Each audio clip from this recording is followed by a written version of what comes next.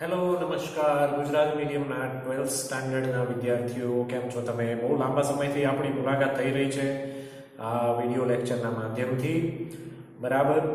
પણ મીન્સ કે હવે આપણે સિલેબસને કામ આગળ ધપાવવાના આશયથી ફરીથી આપની સમક્ષ હું આવ્યો છું વિડીયો લેક્ચરથી, બરાબર. ઇંગ્લિશ મીડિયમમાં આપણે જે અત્યારે ઝૂમ લેક્ચરના મારફતે લાઈવ લેક્ચર્સ ચાલી રહ્યા છે એનું જે મેનેજમેન્ટ જે છે એ ગુજરાતી મીડિયમ માટે હજુ અનફોર્ચ્યુનેટલી થઈ શક્યું નથી, થોડા ટેકનિકલ કારણોસર. એટલે મેં એવું નક્કી કર્યું કે મીન વાઇલ જ્યાં સુધી બધું સોર્ટ આઉટ ના થાય ત્યાં સુધી હવે વિડીયો લેક્ચર્સથી થોડા લેક્ચર્સ હું પોસ્ટ કરીશ વચ્ચે વચ્ચે, બરાબર. એટલા બધા લેક્ચર્સ નહીં હોય પણ મીન્સ કે અત્યારે હાલ સ્કૂલ લેવલની આપણી એક્ઝામ નજીકમાં આવી રહી છે એટલે એ હેતુથી ઇંગ્લિશ સબ્જેક્ટમાં chapter number means unit number 3 અને 4 બંને આવવાના છે. એટલે એ બંનેના લેક્ચર્સ તમને ઇઝી અન્ડરસ્ટેન્ડિંગ માટે લેક્ચર્સ હું પોસ્ટ કરી રહ્યો છું, બરાબર છે. તો આજે આપણે ચર્ચા કરીશું યુનિટ નંબર 3 અને એનો રીડ નંબર 1 છે manage your stress, strengthening mental flexibility, એમ પણ પાછું લખેલું છે એટલે હું તમારા રેફરન્સ માટે હું અહીંયા લખી દઉં છું. સ્ટ્રેન્થનિંગ મેન્ટલ ફ્લેક્સિબિલિટી, અને આ રીતે પણ કહેવાય ખરેખર, બરાબર. મીન્સ કે દિમાગની જે ચપળતા હોય, બરાબર, એને મજબૂત કેવી રીતે કરવી એના માટેની આ એક લાઈક જેને કહેવાય ને કે એક બહુ સારું ઉપયોગી શિક્ષણ છે, આપણને રિયલ લાઈફમાં પણ કામમાં આવે એ ટાઈપનું અહીંયા આપણને જાણવા મળશે. સૌથી પહેલાં હું તમને કહીશ કે સ્ટ્રેસ કોને કહેવાય.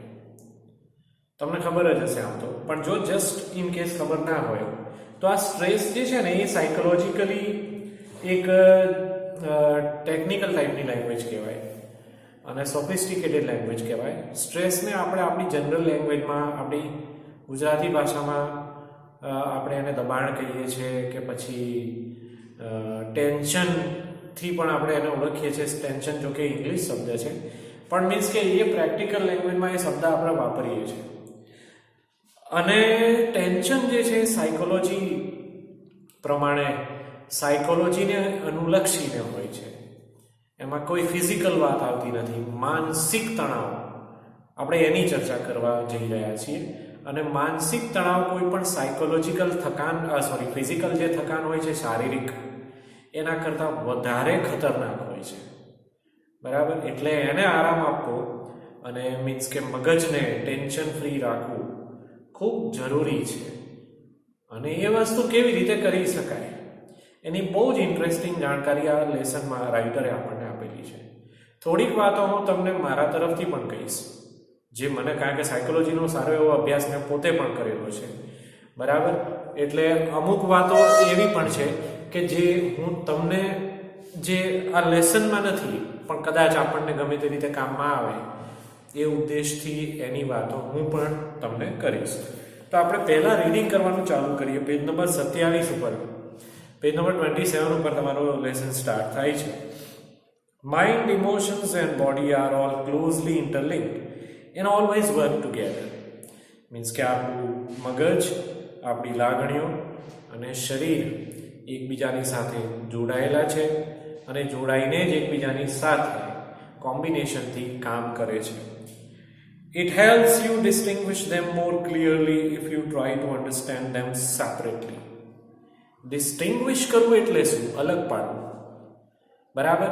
આ ત્રણેય વસ્તુનો જો આપણે અલગથી અભ્યાસ કરીએ, અલગ અલગ ત્રણ વસ્તુ એટલે કઈ, ફરી એકવાર, માઇન્ડ, બોડી અને ઇમોશન, તો જ ત્રણેયનો અલગ અલગ અભ્યાસ કરીએ તો જ આપણને ખ્યાલ આવે કે ત્રણેયના ફંક્શન શું છે, બરાબર. અને એનું મહત્વ પણ આપણને ખ્યાલ આવે. Your mental capacities are your abilities to concentrate, બરાબર. આપણી મેન્ટલ કેપેસિટી, માનસિક ક્ષમતા કોને કહેવાય? તો મીન્સ કે એબિલિટીઝ ટુ કોન્સન્ટ્રેટ, બરાબર, જે એકદમ ધ્યાનપૂર્વક કોઈ વસ્તુ ઉપર ધ્યાન કેન્દ્રિત કરવું એને કોન્સન્ટ્રેશન કહેવાય. બરાબર, જેને એકાગ્રતા કહેવાય. એ to take in new information, મગજની જે ક્ષમતા છે એમાં આ વસ્તુ પણ આવે છે કે નવી નવી ઇન્ફોર્મેશન કઈ રીતે તમારું મગજ ગ્રાસ્પિંગ કરી શકે છે. આપણે જે શબ્દ વાપરતા હોઈએ છીએ વારંવાર, ગ્રાસ્પિંગ પાવર, તો એ દરેકનો અલગ અલગ હોય છે. એકચ્યુઅલી આમ જોવા જાવ તો દરેકનો સેમ હોય છે, પણ આપણે ટેવ એવી પાડી છે આપણા મગજને, જેથી કરીને દરેક વ્યક્તિ વાઇઝ અલગ અલગ જોવા મળે છે. બરોબર, અધરવાઇઝ માનસિક ક્ષમતા લગભગ દરેકનામાં સેમ હોય છે, પણ જે ટાઈપની લાઈફસ્ટાઈલમાં વ્યક્તિ જીવ્યો હોય એ પ્રમાણે એનું મગજ ઘડાય છે. એટલે પછી જેમ જેમ મોટો થતો જાય એમ એમ એની માનસિક ક્ષમતા દરેકનામાં આપણને અલગ અલગ જોવા મળે. તો એમાં જે ગ્રાસ્પ ઓફ ઇન્ફોર્મેશન જે છે ને, આપણે ઘણી વખત એવું કહેતા હોય કે અમુક વિદ્યાર્થીઓ બહુ હોશિયાર હોય છે, એના તરત બધું આવડી જાય છે, તરત બધું યાદ રહી જાય છે. એવું એટલા માટે થાય છે, એવું નથી કે મગજ એને કુદરતે કંઈક વિશિષ્ટ આપ્યું છે, એવું કાંઈ નથી, પણ એની લાઈફસ્ટાઈલમાં એણે મીન્સ હેબિટ એ રીતે પાડેલી છે કે જે કંઈ પણ ભણતા હોય એનો મહાવરો વારંવાર કરી લે. બરાબર, પછી કોન્સન્ટ્રેશન એક એવી ટેવ છે કે દરેક વસ્તુ ઉપર બરાબર ફોકસ કરીને ધ્યાન આપીને ભણે એટલે એને યાદ રહી જાય છે. અધરવાઇઝ એ જ વસ્તુ આપણે પણ કરી જ શકીએ છીએ, બીજા વિદ્યાર્થીઓનાથી પણ એ વસ્તુ શક્ય છે જ. બરાબર, પણ જેવી તમે ટેવ પાડો છો, હેબિટ મેટર્સ ધ મોસ્ટ, જેવી તમે ટેવ પાડો છો એવું તમારું ઘડતર થાય છે, આ એવી વાત છે. એટલે કેપેસિટીમાં abilities to concentrate, take in new information, to remember old and new information, જૂની નવી વાતો યાદ રાખવી, and to be in a position to think logically. બરાબર, તર્કબદ્ધ રીતે વિચારવું, આ પણ આપણી માનસિક ક્ષમતામાં આવે છે. You need your mental capacity in order to study, to work, to impose a constructive and workable order on your life. બરાબર, તમારે જીવનમાં આગળ વધવું હોય, કામમાં કે પછી ભણવામાં, બરાબર, તો માનસિક ક્ષમતા સારી હોય એ જરૂરી છે. And to make rational day to day decisions, daily level ઉપર જે ડિસિઝન્સ આપણે લેવાના હોય છે, જેમ જેમ આપણે મોટા થતા જઈએ છીએ એમ એમ આપણી ઉપર જવાબદારીઓ વધતી જતી હોય છે. અને જ્યારે એક એવો સમય આવે છે કે જ્યારે બધી જવાબદારીઓ આપણા ઉપર છે, આપણું ફેમિલી સંભાળવું, ખાસ કરીને મેરેજ કર્યા પછી બાળકો થયા, તે બધું ઘર ચલાવવું, એમ એમ ચેલેન્જીસ વધતી જાય એવરી ડે. બરાબર, તો એ ચેલેન્જીસને ટેકલ કરવાની જે એબિલિટી જે છે એ પણ માનસિક ક્ષમતામાં જ ગણાય છે. ઘણા લોકોને આપણને એવું જોવા મળે કે એનામાં ક્ષમતા વધારે છે, અમુક લોકોમાં એક ક્ષમતા ઓછી હોય છે, તો એ પણ એણે પાડેલી ટેવના પરિણામ સ્વરૂપે જ હોય છે. પછી આગળ છે, for example, if you had the choice of walking to work or taking the car, the fact that it was raining hard and you had a cold could lead you to the decision that it was better to take the car. બરાબર, એક સામાન્યમાં સામાન્ય બાબત હોય તો એમાં આપણને decision તો લેવું જ પડતું હોય છે. માની લો કે કોમન સિચ્યુએશન છે કે ચોમાસાની ઋતુમાં વરસાદ પડી રહ્યો છે, તમારે ઓફિસ જવાનો ટાઈમ થઈ ગયો છે, ઓફિસ એટલી બધી દૂર નથી, ચાલીને પણ જઈ શકાય, નજીક છે, પણ વરસાદ પડે છે એટલે તમે થોડીક અડધી મિનિટ સુધી તમે વિચારો છો કે આવી પોઝિશનમાં મારે શું કરવું જોઈએ. છત્રી પણ છે, એમ તો છત્રી લઈને ચાલતો જવું, કે પછી થોડું પલળાય તો વાંધો નહીં, બહુ નથી પડતો એટલો બધો વરસાદ. બરાબર, તો એ પ્રમાણે તમે ડિસિઝન લો છો. જો અગર વધારે વરસાદ પડતો હોય તમને એમ લાગે કે નવા પહેરેલા કપડાં પલળી જાય, બગડી જાય એવી શક્યતા છે, તો તમે કાર લઈને જાઓ છો. તો એક ડિસિઝન લીધું તમે પરિસ્થિતિને અનુરૂપ. તો આવા તો હજારો ટાઈપના ડિસિઝન્સ આપણને આપણી લાઈફમાં લેવાના હોય છે પરિસ્થિતિને અનુરૂપ. બરોબર, તો એ આપણી માનસિક ક્ષમતા છે. નાનું બાળક પણ પોતાની પરિસ્થિતિને અનુરૂપ ડિસિઝન્સ લેતું હોય છે. રમતા રમતા ક્યાંક પડી જવાય, ઠોકર વાગી જાય, ક્યાંક પડી ના જવાય, બરાબર, એમને એવું લાગે છે, પણ છેલ્લી મોમેન્ટ ઉપર એવું લાગે કે ક્યાંક હું પડી જઈશ, એટલે કંઈક આજુબાજુમાં જે કંઈ પણ હોય એને પકડી લે. બરાબર, ટેકો લઈ લે, સહારો લઈ લે, કાં તો ઇવન પડી પણ જાય તો છેલ્લે બે હાથ આમ મૂકી દે જમીન ઉપર, જેથી એને વધારે વાગે નહીં. આ એક રિફ્લેક્સિવ એક્શન છે. બરાબર, જે પરિસ્થિતિ એની અચાનક આવી જાય છે, આવી પણ અમુક પરિસ્થિતિ હોય છે કે અચાનક આવી જાય છે, તો એ વખતે આપણું મગજ જે છે એ એની ક્ષમતા દેખાડે છે કે આવું થયું એટલે એનું આવું રિએક્શન આપ્યું, આ પ્રમાણે આપણે ડિસિઝન લીધું. બરાબર, અને પરિણામ પછી આવું આવ્યું. આ રીતે હોય છે. Okay, that would be a rational decision based on the current circumstances. જે આપણે કારનું એક્ઝામ્પલ હમણાં લીધું તો એ પરિસ્થિતિ પ્રમાણેનું એક યોગ્ય ડિસિઝન છે કે ભાઈ વરસાદ પડે છે એટલે ગાડીમાં ગયા, ભલે ઓફિસ નજીક હતી પણ છતાંય પલળાય નહીં, વરસાદના પાણીથી કપડાં ભીના ના થાય એ હેતુથી, કારણ કે આખો દિવસ ઓફિસમાં બેસવાનું પણ છે એટલે એ હેતુથી આપણે ગાડી લઈને ગયા અને આપણી જે સમસ્યા હતી એનું સોલ્યુશન આવ્યું. બરોબર. Next paragraph. The mind is the rational, logical part of you that helps you to make unemotional choices. માઇન્ડની અંદર એક રેશનલ પાર્ટ પણ હોય છે જેને આપણે કહીએ કે પ્રેક્ટિકલ ડિસિઝન્સ લેવા.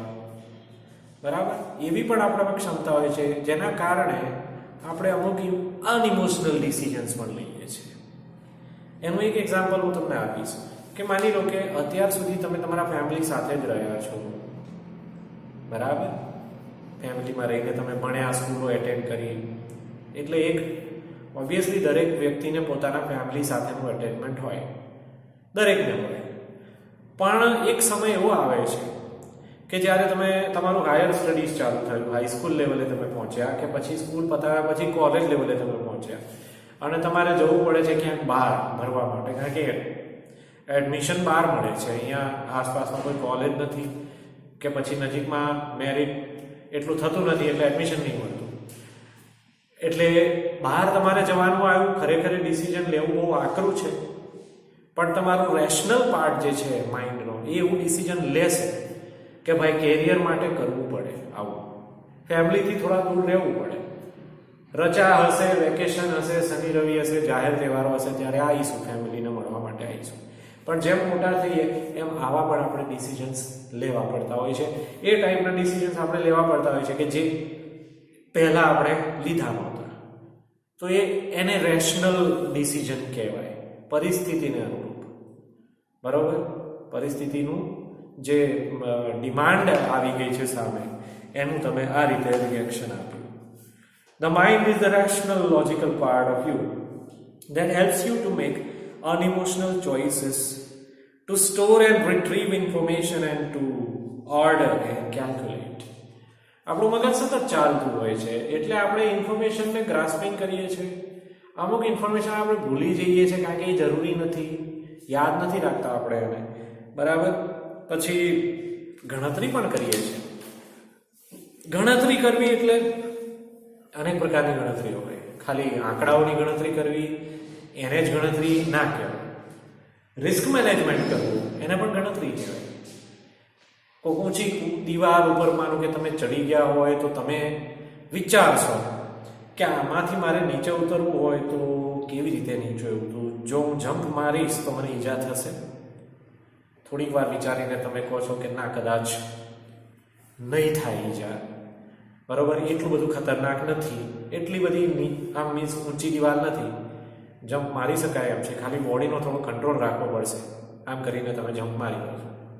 બરાબર, યા તો પછી જો તમને તમારું માઇન્ડ એ રીતે ટેવાયેલું છે કે આવા ડેરિંગ બહુ કરેલા નથી તમે, એટલે તમારું માઇન્ડ ના પાડશે કે ના યાર વાગી જાય તો શું કામ આપણે રિસ્ક લેવું જોઈએ, કોઈ કારણ છે નહીં, બાજુમાં જ સીડી છે, થોડા કામ જઈને સીડી ઉતરી જઈશું તો સેફટી તો જળવાશે, ભલે થોડોક વધારે ટાઈમ લે. એટલે એ બંને ટાઈપના મીન્સ આ એક કેલ્ક્યુલેશન કર્યું કહેવાય આપણે. બરાબર, બે અલગ અલગ પ્રકારના વ્યક્તિઓ છે, બંને અલગ અલગ ડિસિઝન લે છે, પણ એ બંને કોઈ એક ડિસિઝન પર પહોંચવા માટે પોતાની ગણતરીઓ કામે લગાડે છે. બરોબર છે. હવે આગળ આપણે જોઈશું નેક્સ્ટ પેજ ઉપર. It is the counter part to the emotion. આપણે જે કેલ્ક્યુલેશન કરીએ છીએ એમાં ઇમોશન કાંઈ વચ્ચે આવતું નથી. કાઉન્ટર પાર્ટ મીન્સ કે જેને કહેવાય ને કે ઓપોઝિટ ફેક્ટર, વિરોધાભાસ. Okay, the good example of the interaction between mind and emotion is examiners. હવે આ એક બહુ ઇન્ટરેસ્ટિંગ ટોપિક આવ્યો છે, તમને રિલેટેડ જ છે ખરેખર, કે સારામાં સારું એક્ઝામ્પલ જો આપણે જોવું હોય તો જ્યારે એક્ઝામ આવતી હોય સ્ટુડન્ટ્સની, ત્યારે આપણું મગજ કેવી રીતે વિચારતું હોય છે એ સમયને ખરેખર યાદ કરવા જેવું છે. બરાબર? એમાં આગળ લખેલું છે, your mental capacity has help you written what you have revised. પરીક્ષા આવી ગઈ, તમે બહુ બધું વાંચ્યું છે, બહુ બધું તૈયાર કર્યું છે, રિવાઇઝ કર્યું છે, તૈયાર કર્યું છે, વારંવાર વાંચ્યું છે, તમને એ વખતે એમ છે કે બધું આવડી ગયું. પછી શું થાય છે? યુ નો યોર સ્ટફ, બધું જ તમને આવડે છે. But when you enter the exam room and start getting emotional by expecting difficulties and imagining a failure, all of a sudden the carefully stored information is no longer available. Okay, અચાનક બધું આવડે છે, આમ તો કોન્ફિડન્સથી તમે exam હોલમાં enter થયા, પછી આખો માહોલ બદલાઈ ગયો. એક્ઝામ શરૂ થવાના જસ્ટ પહેલા તમને આમ કોન્ફિડન્સ ધીમે ધીમે તમે લૂઝ કરવા માંડ્યા. તમને એમ થવા માંડ્યું કે સારું આવડતું નથી, યાદ નહીં આવતું, પેલું શું હતું, આમ હતું. અને એમાં જ્યારે પેપર હાથમાં આવે ને તમે ક્વેશ્ચનની સામે જુઓ, ઓકે, એટલે ખબર છે કે આ ક્વેશ્ચન તો આપણે તૈયાર કર્યો હતો, એ ખબર છે, પણ જવાબ અત્યારે યાદ નથી આવતો, જે હમણાં જ સુધી યાદ હતું. બરાબર? તો આ પણ દિમાગની એક હેબિટ જ છે. ચેલેન્જીસ એક્સેપ્ટ કરેલી નથી, એટલે આ ચેલેન્જ ખરેખર બહુ મોટી લાગે છે. અને એટલા માટે જ ખાસ કરીને બોર્ડના વિદ્યાર્થીઓને એવું કહેવામાં આવે છે, અને ઇવન સ્કૂલમાં કરાવવામાં આવે છે, કે ભાઈ બોર્ડની એક્ઝામ પહેલા બોર્ડની પેપર સ્ટાઇલ પ્રમાણે જ બનેલા પેપરો અહીંયા લખીને પ્રેક્ટિસ કરો. એથી ખબર પડશે, એક્ઝામના એટમોસ્ફિયરનો તમને અનુભવ થશે, મહાવરો થશે, દિમાગને ટેવ પડશે કે ઓકે એક્ઝામ ફેસ કરવાની ટેવ પડશે. બહુ જ જરૂરી હોય છે આ વસ્તુ. બરાબર?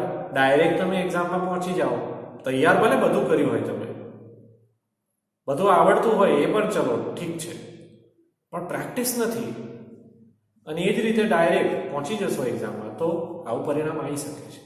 કારણ કે જે વસ્તુ ફેસ નથી કરેલી તમે લોકોએ, એ તમને અઘરી જ પડવાની છે, એવી બહુ શક્યતા છે. એટલા માટે ઇંગ્લિશમાં કહેવત છે, પ્રેક્ટિસ મેક્સ મેન પરફેક્ટ.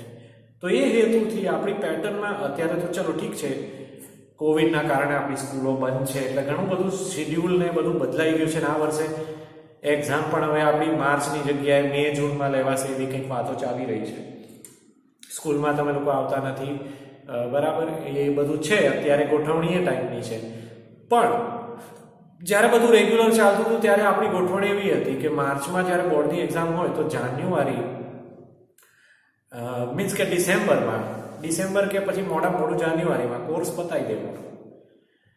પછીનું કામ જે છે એ બહુ વાઇટલ છે, તમારું તૈયારી કરવાનું અને બોર્ડ એક્ઝામની પેટર્નથી બનેલા પેપરો આપવાના સ્કૂલમાં જ.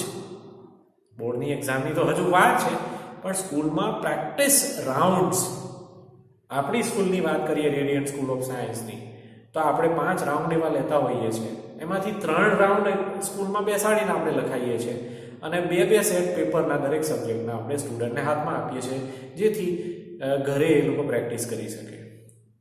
પણ જે રીતે અહીંયા લખેલું છે એવી સિચ્યુએશન ક્યારે પેદા થાય, જ્યારે એ પ્રેક્ટિસ નથી, ત્યારે તમારું માઇન્ડ એકદમ ઇમોશનલ બની જાય છે કે યાર તૈયાર તો કર્યું છે, પણ નહીં આવડે તો, કદાચ હું ભૂલી જઈશ તો, ખબર નહીં પેપર કેવું નીકળશે. That is confidence, losing confidence. એટલે એ ટેન્શનમાં જે આવડે છે એ પણ તમે ભૂલી જાઓ છો. કારણ વગરનો સ્ટ્રેસ ક્રિએટ કર્યો છે તમે, કારણ કે દિમાગને જે પ્રેક્ટિસની ટેવ પાડવી જોઈએ પાડેલી નથી. ઓકે, ચલો. Your emotions have barred the way to your inner information store. તમારા માઇન્ડ ઉપર ઇમોશન્સ હાવી થઈ જાય છે, લાગણીઓ હાવી થઈ જાય છે. એટલે ઇન્ફોર્મેશન જે અંદર સ્ટોર કરેલી છે બહાર આવતી નથી. હજુ છે તો ખરી જ, એવું નથી બધું ઘૂસાઈ ગયું છે. કોઈ સારા મૂડમાં તમે હો તો પાછું બધું યાદ આવી જાય, પણ અત્યારે અલગ જ એટમોસ્ફિયરમાં દિમાગ પ્રવેશી ચૂક્યું છે. Do you find yourself reacting to any of the following ways? એ સાયકોલોજીકલ લેવલના અમુક સવાલો તમને પૂછવામાં આવેલા છે, જેમાં પહેલું છે, you find it difficult to concentrate on things. શું તમને આવો અનુભવ થયેલો છે કે કોઈ એક વસ્તુ ઉપર તમારી એકાગ્રતા જે છે એ થતી નથી, તમે ધ્યાન પરોવી શકતા નથી? બરાબર, વાંચવા બેઠા છો પણ વાંચવામાં ધ્યાન લાગતું નથી, કોઈક બીજા વિચારોના રવાડે મગજ ચડી જાય છે. બરોબર. પછી બીજું, your memory is letting you down frequently. શું તમને એવું થાય છે કે તમારી યાદદાસ્ત તમને દગો દઈ રહી છે, વારંવાર તમે ભૂલી રહ્યા છો બધું? તો એવું પણ થતું હોય છે. Next, you have lots of different things on your mind but can not grasp a clear thought. મગજમાં ઘણું બધું છે, આઈડિયાઝ બહુ બધા છે, પણ કોઈ એક વિચાર ઉપર મન કેન્દ્રિત થતું નથી. ફોર એક્ઝામ્પલ, કોઈકને બહુ જ આગળ વધવાની ઈચ્છા છે, એને બિઝનેસમેન બનવાની ઈચ્છા છે, પણ એનું મગજ એક વસ્તુ પર કેન્દ્રિત થતું નથી કે બિઝનેસ હું શેનો કરું. બિઝનેસ તો આ દુનિયામાં હજારો ટાઈપના છે, બરાબર. હું શેનો બિઝનેસ કરું એ મને ખબર નથી પડતી. આમ કરવો છે મારે, બિઝનેસ જ કરવો છે, પણ શાનો કરવો એ નથી ખબર પડતી. બરાબર. તો એ પણ એક કન્ફ્યુઝિંગ સ્ટેટ ઓફ માઇન્ડ કહેવાય. You have lots of different things on your mind but cannot grasp a clear thought. Next point, you are often undecided these days and this is untypical for you. ઘણી વખત એવું થતું હોય છે કે તમે ઇનડિસિઝનની પોઝિશનમાં આવી જાઓ છો, કશું ડિસાઇડ નહીં કરી શકતા, નક્કી નથી કરી શકતા કંઈ. અને આવું અવારનવાર બને છે, એક નેચર બની ગયો છે કે કાંઈ પણ નક્કી કરવાની વાત આવે ત્યારે ડિસિઝન જ નહીં લઈ શકાતું. ડિસિઝન લેતા બહુ વાર લાગે છે. એટલે ટિપિકલ નેચર આપણો બની જાય છે એવું, ક્વિક ડિસિઝન નથી આવતું. પછી એ સિવાય બીજો પણ આવો એક પ્રોબ્લેમ થઈ જાય છે કે you make longer to do task that you are able to complete quickly before. એટલે વચ્ચે એવું પણ થઈ જાય છે કે તમે જે કામ ફટાફટ ઝડપથી કરી શકતા હતા એ જ કામ હવે ફરીથી કરવાનું આવે છે ત્યારે હવે તમને વાર લાગે છે એવું કરતા. આવી પણ દિમાગની પરિસ્થિતિ થઈ જાય છે. બરોબર. You start lots of things but do not finish any. ઘણી વસ્તુઓ તમે સ્ટાર્ટ જરૂર કરો છો પણ પૂરી કરતા નથી. તો આ બધા જ લક્ષણો જે છે એ રાઇટર અહીંયા એવું કહેવા માંગે છે કે એ સ્ટ્રેસની નિશાની છે. જ્યારે આવું બધું થવા માંડે ત્યારે સમજી લેવાનું કે તમારા દિમાગ પર સ્ટ્રેસ છે, ટેન્શન કહેવાય આપણે. એટલે એવી પરિસ્થિતિમાં કોઈ બીજું વિચારવાનું નથી હોતું, પણ અમુક સાયકોલોજીકલ એક્સરસાઇઝ હોય છે, અને સૌથી મોટી વાત કે દિમાગને આરામ આપવાની જરૂર હોય છે. બરોબર. અને એટલા માટે આપણે અવારનવાર વચ્ચે જ્યારે પણ આપણને સમય મળે ત્યારે આપણને ગમતી એક્ટિવિટીઝ કરીએ છીએ. બધાને સ્ટ્રેસ ભગાવવા માટેના ક્રાઇટેરિયા અલગ હોય. કોઈક મ્યુઝિક સાંભળે છે, કોઈક મૂવી જોવે છે, કોઈક સૂઈ જાય છે કાંઈ ના હું એટલે, કોઈક સ્ટોરી બુક્સ વાંચે, કોઈક ઇન્ટરનેટ સર્ફિંગ કરે, કોઈક વળી બહાર ફરવા જતું રહે, કાં તો મિત્ર સાથે એને મળવા જાય, એની સાથે વાત કરે. બરાબર. કોઈક દૂર ફરવા માટે જતું રહે 10 અઠવાડિયા 15 દિવસ માટે, જેથી એ કમ્પ્લીટલી ફ્રી થઈ શકે, દિમાગને ટોટલી આરામ મળે. કોઈ એવી જગ્યા, પોતાનું ગામડું વતન જે છે, કોઈ હિલ સ્ટેશન છે. આ સ્ટ્રેસ ભગાવવા માટેના બધા જ સાચા ઉપાયો છે. જેને અનુકૂળ આવે એ પ્રમાણે એનો એ ઉપાય થતો હોય છે. તો આન્સર આપેલો છે નીચે, મેં તમને ઓલરેડી કહી જ દીધું છે, પણ નીચે હવે લખેલું છે, if yes then it gives a sign of mental stress present in you. આ બધા પ્રશ્નોનો જવાબ જો હામાં આવતો હોય તો તમારામાં મેન્ટલ સ્ટ્રેસ છે. The better you deal with stress, the less your mental capacity will be affected. Stress ને તમે સરખી રીતે ટેકલ કરશો, બરાબર, તો તમારી મેન્ટલ કેપેસિટી જળવાઈ રહેશે, કોઈ નુકસાન નહીં થાય, પણ એને ટેકલ કરવું બહુ જરૂરી હોય છે. The following exercise will help you build better stress resilience and rebalance yourself in your mental capacity has already started to suffer due to stress. નીચે અમુક એક્સરસાઇઝ આપેલી છે, અમુક શિખામણો પણ આપેલી છે, જેને તમે અનુસરશો તો મેન્ટલ સ્ટ્રેસ તમારો ઓછો થશે. પહેલું છે સ્ટોપ ઓવર થિંકિંગ. ઓવર થિંકિંગનો તો મતલબ તમે લોકો જાણતા જ હશો, વધારે પડતું વિચારવું. તો હંમેશા એક ગોલ્ડન એડવાઇસ છે ખરેખર તો, કે વધારે પડતું વિચારવાનું બંધ કરો. એનાથી નુકસાન આપણને જ જવાનું છે, બીજા કોઈને જવાનું નથી. તો સ્ટોપ ઓવર થિંકિંગ,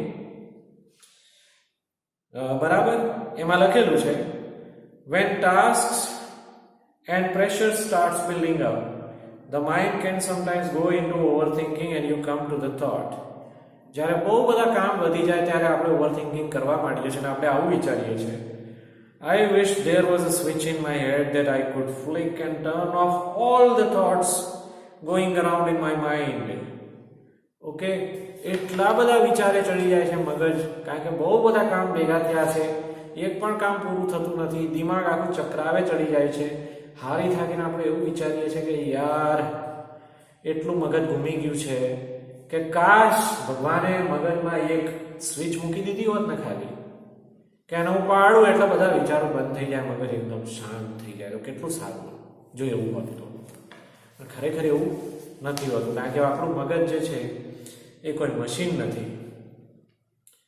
પછી આગળ લખ્યું છે it is not that easy. ખરેખર એવું બની ના શકે.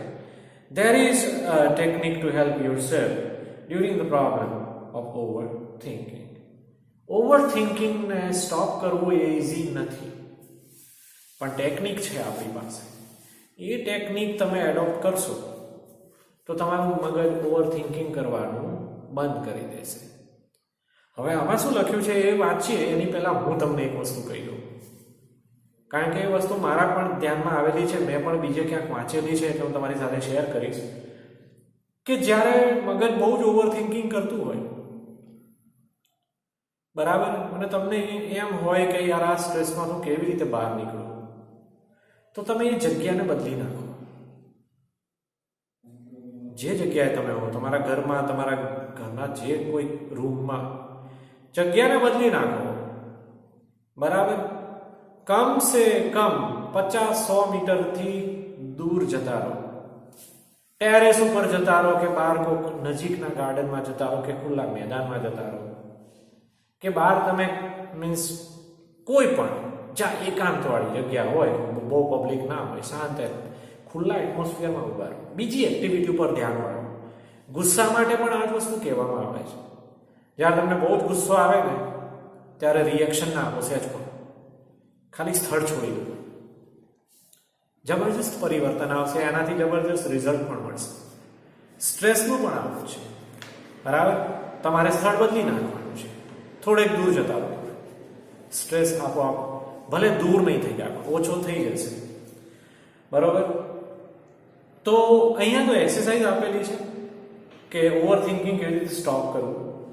Say to yourself repeatedly during the day. અવારનવાર તમારે આખો દિવસ તમારા મગજને આવી રીતે કહેવાનું છે, I have no expectations and I will deal with whatever happens when it happens. મને કોઈના પ્રત્યે કોઈ આશા નથી, જે થશે એનાથી હું કામ પાર પાડી લઈશ. જે થશે અને જ્યારે પણ થશે એ જોયું જશે. આ એનું ગુજરાતી ટ્રાન્સલેશન છે. પેલું 3 ઇડિયટ મૂવીમાં કહે છે ને, આમિર ખાન શીખવાડે છે all is well, all is well, all is well. બધું સારું જ છે, કોઈ ટેન્શન નથી. તમારો પ્રોબ્લેમ છે કે તમે સ્ટ્રેસ વધારે પડતું લો છો, બાકી બધું જ નોર્મલ જ છે, બરાબર. આપણને કોઈ એક સમસ્યા પરેશાન કરે છે તો ચલો ઠીક છે, પણ એવી હજારો લાખો કરોડો સમસ્યાઓ હજારો લાખો કરોડો લોકોને હેરાન કરે છે, એ પણ છે, અને એ લોકો પણ જીવે જ છે. આપણી ફરજ એટલી જ છે કે કોઈ પણ પ્રોબ્લેમને કેવી રીતે ટેકલ કરવો અને કેવી રીતે એને સોલ્વ કરવો, જે આપણી કેપેસિટી છે એ પ્રમાણે આપણે કરવાના છીએ. બરોબર? એટલે આ વાક્ય ઇંગ્લિશમાં તમારે ખરેખર ગોખી નાખવું જોઈએ અને જ્યારે દિમાગ બહુ ટેન્શનમાં હોય ત્યારે આવું બોલવું જોઈએ કે I have no expectations and I will deal with whatever happens when it happens. બરાબર છે? આગળ, when you think about a stressful day that lies in front of you, your thoughts run approximately like this. જ્યારે એવો દિવસ આવે કે સવારમાં ઉઠીને જ આપણને એવું ખબર પડે કે યાર આજે તો બહુ ખતરનાક દિવસ છે, હજુ તો પથારીમાંથી તમે ઊભા નથી થયા, તમને એમ લાગે છે કે યાર બહુ બધા કામ છે, કેવી રીતે આજનો દિવસ કેવો જશે ખબર નહીં કેમ. બરોબર? ત્યારે તમારું દિમાગ તમારી સાથે આવી વાતો કરે છે. Oh my God, I have so much to do. I must do X and Y and Z and after that આ કામ કરવાનું, પેલું કામ કરવાનું છે. આવા બધા વિચારો તમને આવે છે. બરાબર? A and B need to get sorted out as well. અનેક કામો કરવાના છે, ખાલી આ એકલું નહીં. X, Y, Z, A, B, C, D ઘણા બધા કામો, લિસ્ટ બહુ લાંબુ છે. I don't know how I am going to do it all. I won't even have time to eat. ખબર નહીં કેવી રીતે આ બધું થશે. જમવાનો પણ ટાઈમ નથી, બહુ જ બધા કામ છે. આવા જ અમુક દિવસો આવતા હોય છે. સી, દિવસ તો નોર્મલ જ છે. દિવસની અંદર કંઈ એવું નથી કે તમારા કામ વધી ગયા છે. એ તો નેચરલી જેમ ઉગે છે એમ જ ઉગ્યો છે. ઘણા બધા લોકોના માટે એ સામાન્ય જ દિવસ છે, તમારા માટે એબનોર્મલ છે. એટલે દિવસને ખરેખર આ વસ્તુથી આપણે સેપરેટ રાખવી જોઈએ. આ ખાલી એક ટેમ્પરરી કન્ડિશન જ છે. આપણું ફોકસ એટલું જ હોવું જોઈએ, ટેન્શન રાખ્યા વગર કામ કરો, કારણ કે કામ તો કરવાનું જ છે. તો પછી ટેન્શન રાખીને શું કામ કરવાનું? ટેન્શન રાખ્યા વગર જ કરવાનું ને. બરોબર? ચલો, basically the day hasn't even started but you are already in it. હજુ તો દિવસ શરૂ થયો નથી, તમે ચક્રાવે ચડી ગયા છો. What is happening in this is that your mind is racing ahead of you and anticipating how tired and stressed you will feel once you have completed all the tasks ahead. ખરેખર problem એ છે કે તમારું દિમાગ તમારા શરીરથી આગળ નીકળી ગયું છે. તમારું શરીરે, તમારા દિમાગે તમારા શરીર સાથે રેસ લગાડી છે અને એ આગળ નીકળી ગયું છે. બરાબર? અને આટલું વિચારતા વિચારતા જ તમે અડધા તો એમ જ કશું જ કર્યા વગર એમને એમ જ થાકી જાઓ છો. કારણ કે સ્ટ્રેસથી માણસને થાક પણ બહુ લાગે. બરાબર? કંઈ જ ના કર્યું હોય તો માણસ થાકી જાય. એટલે તમારે એવું સમજી લેવાનું કે કશું જ કર્યા વગર જો શરીરને થાક લાગતો હોય ને તો એ ખરેખર શરીરનો પ્રોબ્લેમ નથી, એ માનસિક પ્રોબ્લેમ છે. ટેન્શનમાં છો તમે, એટલે બની શકે ટેન્શનના કારણે સરખી ઊંઘ ના પડી હોય, એટલે કાંઈ નથી કર્યા સારું તોય કંટાળો આવે, થાક લાગે છે, આવું બને. એટલે દિમાગની સ્ટ્રેસની નિશાની છે. આગળ વાંચીશું. બરાબર? What is happening is that your mind is racing ahead of you and anticipating how tired and stressed you will feel once you have completed all the tasks ahead. આ તો આપણે વાંચી લીધું છે. પછી આગળ, these frantic thoughts start weakening your energy and as a result you are entering into a busy day with only half of your normal energy.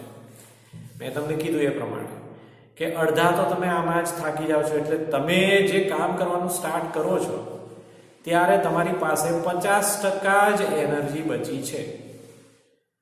જેમ mobile charge થયો ને ખાલી 50% બેટરી બતાવતી હોય એના જેવું. કામ હજુ તમે સ્ટાર્ટ જ કરો છો પણ તમારી એનર્જી 50% તો ખર્ચાઈ ગઈ સ્ટ્રેસમાં ને સ્ટ્રેસમાં. તો એ સ્ટ્રેસ ના લીધું હોત, બરાબર, તો તમને ફાયદો રહે. Then when you end up shattered at the end of the day, you seem to have proved that you were right all along. You had a dreadful day and you feel physically drained. છેવટે જ્યારે જેમ તેમ કરીને દિવસ પૂરો થાય છે ત્યારે કામ ખાલી 50% જ થયું છે પણ થાકી જાઓ છો તમે પૂરા 100%. પથારીમાં પડો છો ત્યારે એમ લાગે કે હવે 100% આખી એનર્જી ખર્ચાઈ ગઈ. બરાબર? અને હજુ 50% વર્ક તો બાકી જ છે. આવું થઈ જાય.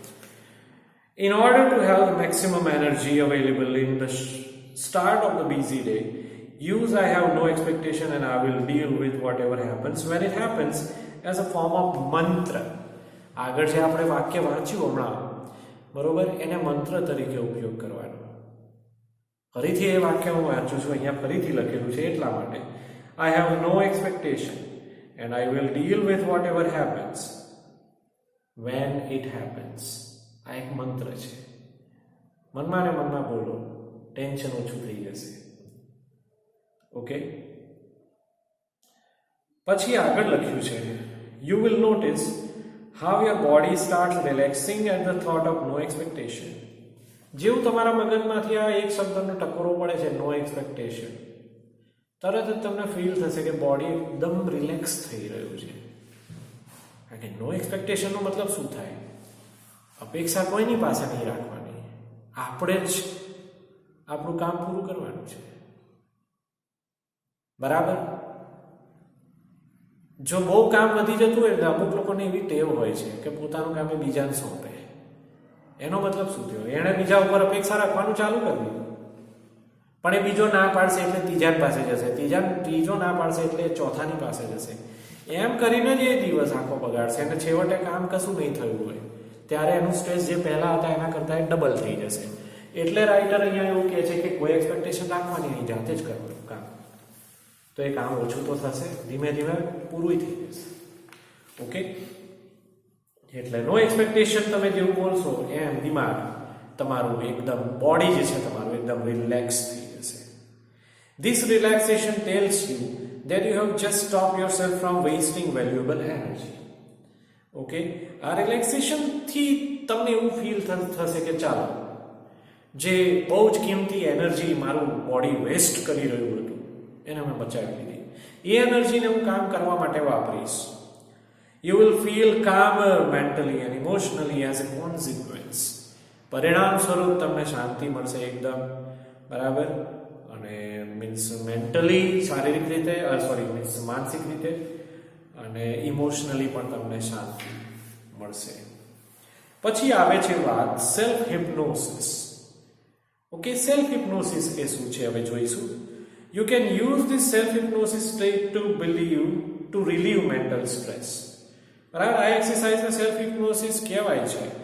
Try the following exercise. It becomes easier with your eyes closed. બરાબર, આ જે એક્સરસાઇઝ મુદ્દા પ્રમાણે આપેલી છે એને તમે કરો, અને જો આંખો બંધ કરીને કરશો તો સારામાં સારું રહેશે. પહેલો પોઈન્ટ છે, settle back in a chair and close your eyes. શાંતિથી ખુરશીમાં બેસો, આંખો બંધ કરી દો. હા, આસપાસ શાંતિ હોવી જોઈએ, એકદમ શાંત એટમોસ્ફિયર હોવું જરૂરી છે. Second point, start counting backwards from 99 to 70. Count slowly to fit in with your breathing. તમે જે શ્વાસ લો છો એની પેટર્ન પ્રમાણે એ જ ગતિથી બેકવર્ડ કાઉન્ટિંગ કરો. 99 થી લઈને બેકવર્ડ કાઉન્ટિંગ, 98, 97, 96, 95, 94 એમ કરીને 70 સુધી આવવા સુધી ગણતરી કરો. પછી આગળનું સ્ટેપ છે, નાઉ કાઉન્ટ ડાઉન ફ્રોમ 69 to 30. બરોબર, જ્યારે તમારી બ્રીધિંગની પેટર્ન પ્રમાણે તમે 70 સુધી પહોંચ્યા, એ પછી હવે 30 સુધી પણ પહોંચવાનું છે, પણ એની થોડીક પેટર્ન અલગ છે. 69 થી લઈને તમે 30 સુધી પહોંચો છો ત્યારે, while imagining walking down the steps of a beautiful staircase, તમે એક વસ્તુ ઇમેજિન કરો, એક સીન ઇમેજિન કરો કે એક મોટી સાઇઝની, મીન્સ એકદમ જે કહેવાય ને કે મોટી સાઇઝની જે ફિલ્મોમાં જે બંગલાઓ બતાવવામાં આવે છે અને રેડ કાર્પેટ હોય છે એ પાથરેલી સીડી જે છે એના ઉપરથી તમે નીચે ઉતરી રહ્યા છો. બરાબર, સ્ટેરકેસ એટલે સીડી કહેવાય. Feel yourself walking down in time with your breathing. Count કરતા રહો તમે, જેમ જેમ એક એક પગથિયું નીચે ઉતરો છો એમ કાઉન્ટિંગ તમારું ચાલુ રહેવું જોઈએ. એમ કરતા કરતા 30 ઉપર પહોંચવાનું છે. See the beautiful grand staircase stretching ahead of you. સીડીને તમે જુઓ, જ્યાં સુધી નજર પહોંચે છે ત્યાં સુધી સીડી છે, પણ આપણે શાંતિથી ઉતરવાનું છે, કોઈ ઉતાવળ નથી, ક્યાંય દોડીને જવાનું નથી. બરોબર? Imagine the steps you are carpeted, that your progress is as effortless as possible. સીડીમાં તમે ઇમેજિનેશન એવી રીતે કરો છો કે તમારી સીડી ઉતરવાની જે પ્રક્રિયા જે છે એકદમ એફર્ટલેસ છે. તમે બહુ બધા પગથિયા ઉતરી રહ્યા છો પણ થાક સેટ પણ લાગતો નથી. એવું ત્યારે જ થાય જ્યારે એકદમ સ્લોલી આપણે ઉતરીશું ત્યારે. આ વસ્તુ ઇમેજિન કરવાની છે ખાલી. અને એની સાથે સાથે આપણે બેકવર્ડ કાઉન્ટિંગ પણ કરવાનું છે 69 to 30 નું. હવે આગળ count down from 29 to 0 while imagining drifting further down in luxurious lift. જ્યારે તમારો આંકડો 30 ઉપર પહોંચે છે, 30 ઉપરથી જ્યારે 29 ઉપર તમે જાઓ છો ત્યાં એવું ઇમેજિન કરો કે સીડીઓ પૂરી થઈ ગઈ છે, તમારી સામે એક મોટી સાઈઝની લિફ્ટ આવી છે, એ લિફ્ટની અંદર તમે એન્ટર થાઓ છો. બરાબર? લક્ઝુરિયસ લિફ્ટ છે, કોઈ મામૂલી લિફ્ટ નથી. Okay, as large as a room. એક મોટો રૂમ હોય ને, 12 બાય 15 ની સાઈઝનો મોટો રૂમ, એવડી મોટી સાઈઝની તો એક લિફ્ટ જ છે, તમારા માટે જ છે, બીજું કોઈ નથી એની અંદર. Okay, carpeted with views of landscapes outside.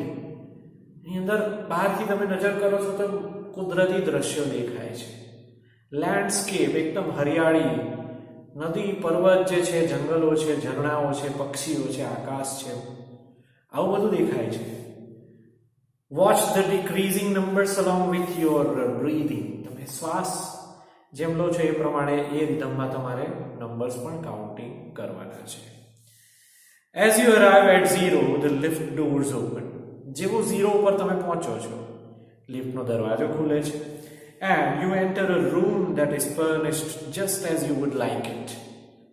દરવાજો ખુલે છે, તમે એક એવા રૂમમાં એન્ટર થાઓ છો કે જે ફર્નિશ્ડ રૂમ છે, એ ટાઈપનું એની અંદર ફર્નિચર કરાવેલું છે, એક કલરનું એની અંદર પેઇન્ટ ને બધું કરાવેલું છે, જે તમારો ફેવરિટ કલર હોય, તમારું ફેવરિટ સ્ટાઇલનું ફર્નિચર હોય, એવો એકદમ લક્ઝુરિયસ રૂમ છે આ.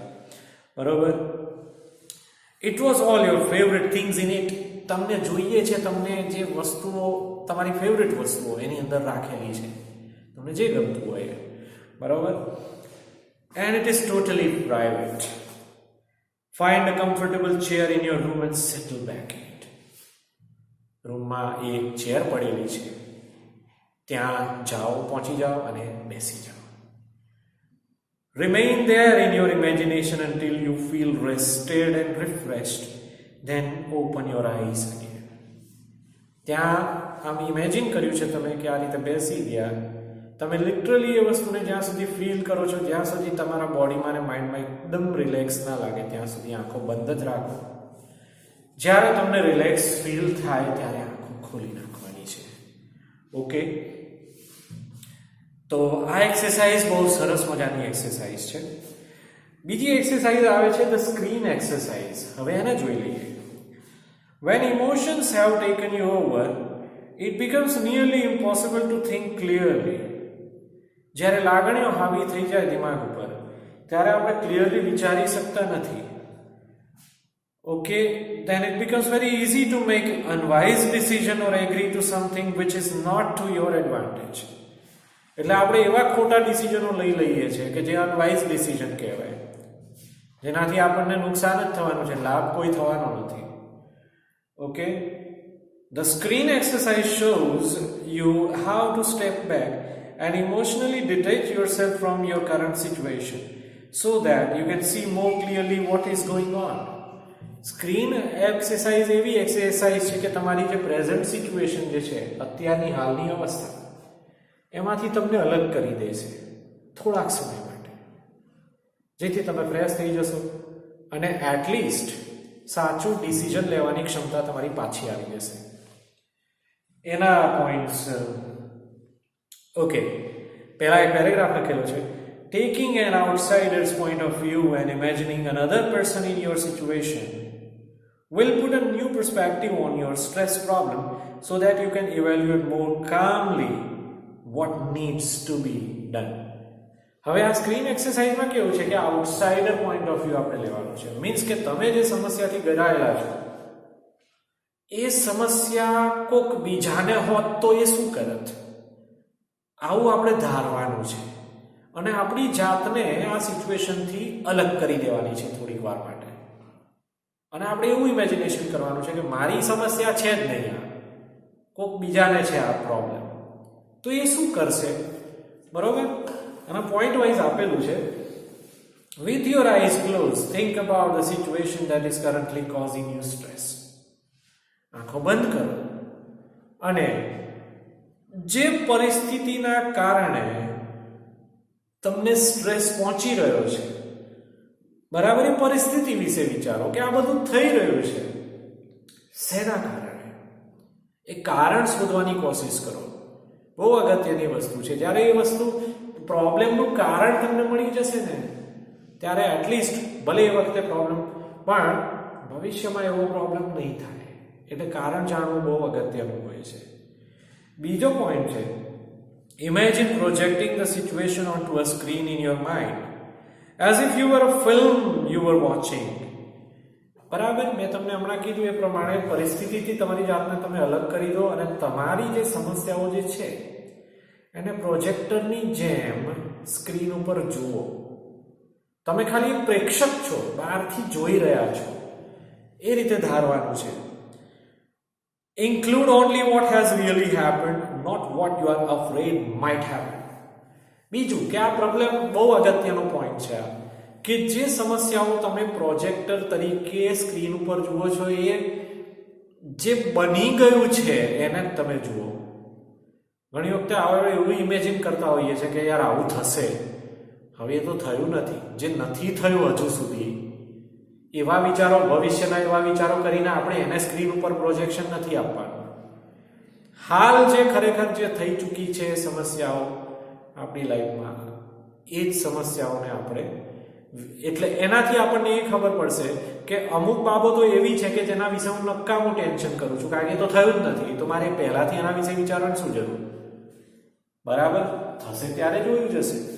પણ જે થઈ ચૂકેલું છે એને આપણે સ્ક્રીન ઉપર મગજરૂપી આપણા સ્ક્રીન ઉપર આપણે એને પાડવાની કોશિશ કરીશું.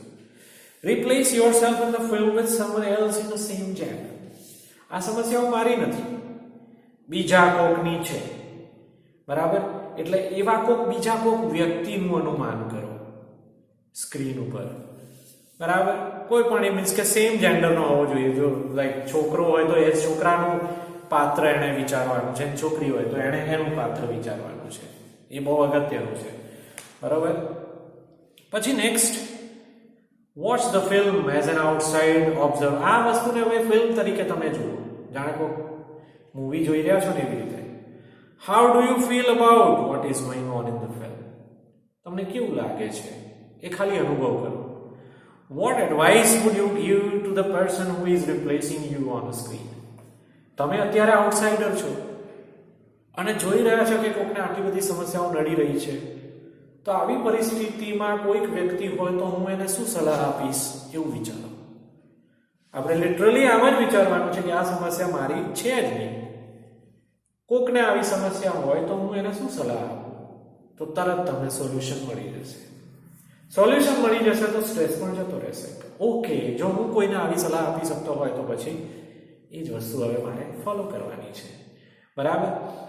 Open your eyes again and act on your own advices. બહુ સરસ મજાનું વાક્ય લખ્યું છે, શોર્ટ એન્ડ સ્વીટ. આંખો ખોલી દો અને હવે ઓરિજિનલ પોઝિશનમાં પાછા આવી જાઓ.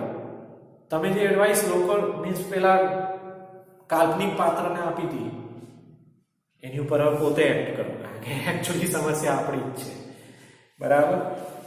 એટલે બહુ સરસ મજાની આ એક્સરસાઇઝ હતી. હવે ત્રીજી એક્સરસાઇઝ છે એન્ટિસિપેટિંગ સક્સેસ. એન્ટિસિપેટ કરવું એટલે ધારવું, સફળતાની ધારણા કરો. ઘણીવાર આ પણ બહુ કામમાં લાગે છે. સાદી ભાષામાં આપણે એને સપના જોવા એવું કહેવાય. ધોળા દિવસે અમુક લોકો સપના જોતા હોય છે, અમુક લોકો એને ટોન્ટ મારતા હોય છે કે શું ધોળા દિવસે સપના જુએ છે, ખાલી ખાલી સપના. પણ સપના જોવા પણ અગત્યના હોય છે, કારણ કે દરેક વ્યક્તિનું પોતપોતાનું સ્વપ્ન હોય છે કે જીવનમાં આટલા લેવલની મારે સફળતા મેળવવી છે. એ સપનું જોશે તો જ એ મેળવી શકશે. બરાબર? તમારું કોઈ ડ્રીમ જ ના હોય તો પછી તમે શું કરશો લાઈફમાં એ જ વસ્તુ તમારી ક્લિયર નથી. એટલે એ અગત્યનું હોય છે. એટલે એન્ટિસિપેટિંગ સક્સેસથી આપણને આપણા ડ્રીમને વિઝ્યુઅલાઇઝ કરવામાં મદદ મળે છે. When life becomes too hectic, you can end up feeling mentally tied in knots. K-N-O-T, knot એટલે ગાંઠ. આપણે રસ્સીથી ગાંઠ મારીએ ને એને નોટ કહેવાય. એટલે જ્યારે બહુ હેક્ટિક જીવન થઈ જાય ત્યારે આમ મગજમાં ગાંઠ વળી જતી હોય છે.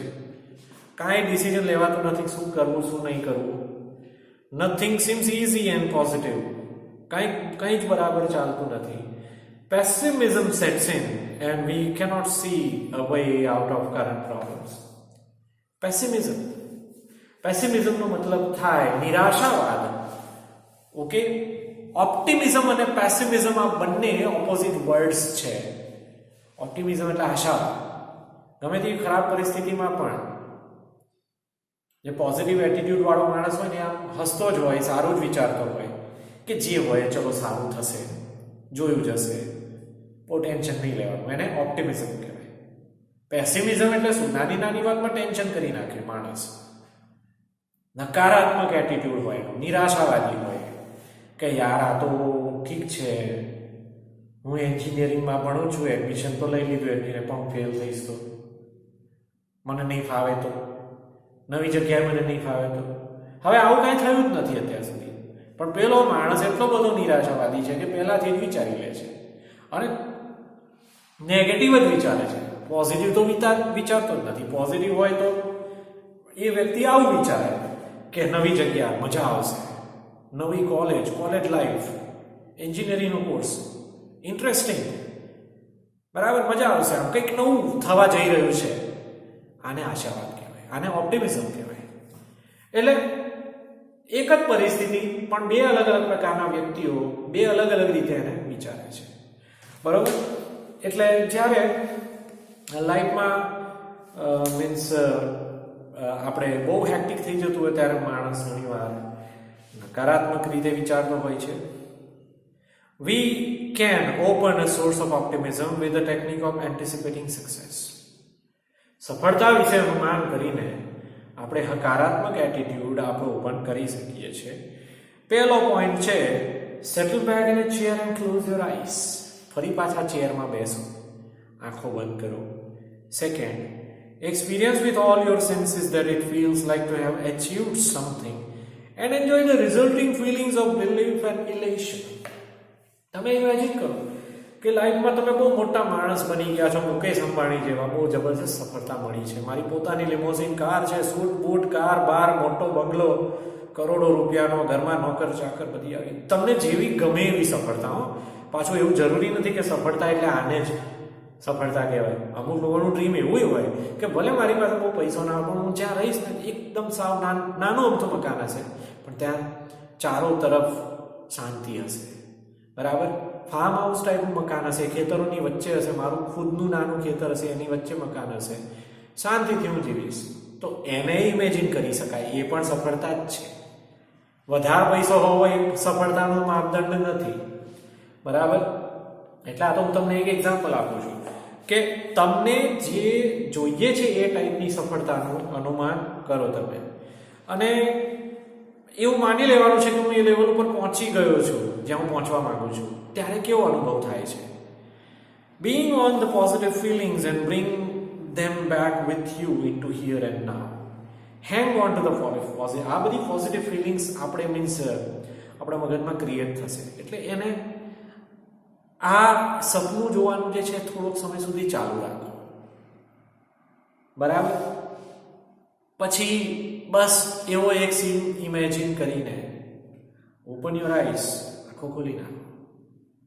તો આપણે આમાં શું કર્યું? આપણી સફળતા જે હજુ મળી નથી, ભવિષ્યમાં મળવાની છે, પણ એને આપણે વિઝ્યુઅલાઇઝ કરી, જેથી સારું લાગ્યું આપણને. પ્લસ આપણને એક ઇન્સ્પિરેશન પણ મળે છે કે હા મારે આ કરવાનું છે એમ. Make sure you don't get all tangled up in considerations about how a situation will resolve itself. Okay, તમારે એ વાતનું ખાસ ધ્યાન રાખવાનું છે કે લાઈક સિચ્યુએશન કેવી રીતે રિઝોલ્વ થઈ શકે એટલી કેપેસિટી તો તમારે હોવી જ જોઈએ તમારી પાસે. સોલ્યુશન જેની વાત થાય છે એ સોલ્યુશન શોધવાની તો ક્ષમતા હોવી જ જોઈએ. ઓકે, ત્યારે આ બધી જ એક્સરસાઇઝ કામ કરશે. સોલ્યુશન તરફ તો આપણે આગળ વધવાનું જ છે, સપનાઓ જોઈને બેસી નથી રહેવાનું. એટલે ભૂલે છું કે એવું ના માનતા સાહેબે તો લેક્ચરમાં આવું શીખવાડ્યું હતું પણ આવું કંઈ રિઝલ્ટ ના મળ્યું, મારા કામ તો થયા નહીં. અરે ભાઈ, કામ તો જાદુથી કંઈ થવા, અહીંયા મેજિક નથી શીખવાડવામાં આવતું. અહીંયા તો માત્ર એટલું શીખવાડવામાં આવે છે કે દિમાગને સ્ટ્રેસફુલ સિચ્યુએશનમાં કેવી રીતે હેન્ડલ કરવું. બાકી જે આગળ પડેલા છે કામ એ તો આપણે પછી કરવાના છે, પણ ટેન્શન ફ્રી થઈને કરવાના છે. એટલે એ કામ પછી તમે એન્જોય કરશો. બરાબર? ચલો. Okay, it will look after itself as long as you keep your aim firmly in mind. તમારું ટાર્ગેટ જે છે એકદમ ફિક્સ રાખો કે હા મારે આ કરવાનું છે, એટલે બીજા બધા પ્રોબ્લેમ ઓટોમેટિકલી સોલ્વ થઈ જશે. If you stay focused on a positive outcome, you can think more clearly and you will make better decision. તમારો આઉટલુક પોઝિટિવ હશે, એટીટ્યુડ પોઝિટિવ હશે તો તમારા ડિસિઝન્સ પણ સારા જ હશે. Okay, which will eventually lead to the desired result. એનાથી જે જોઈએ છે એવા પરિણામો પણ આપણને મળશે.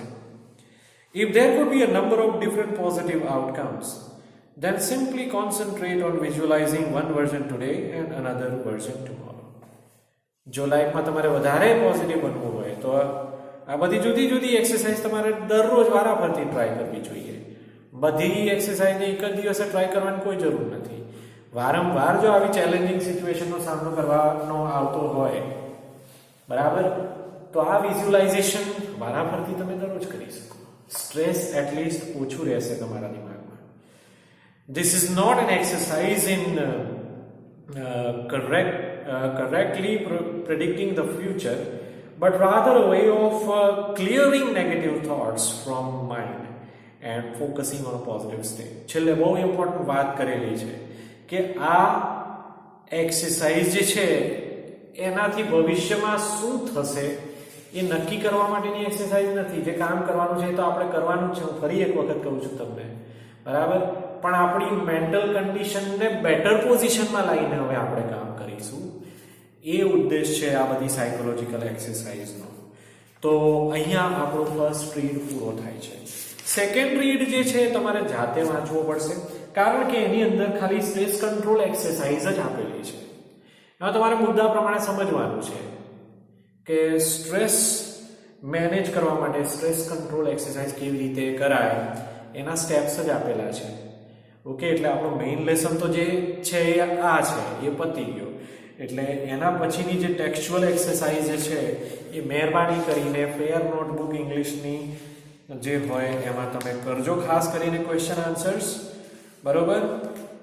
સો that's it for this lecture.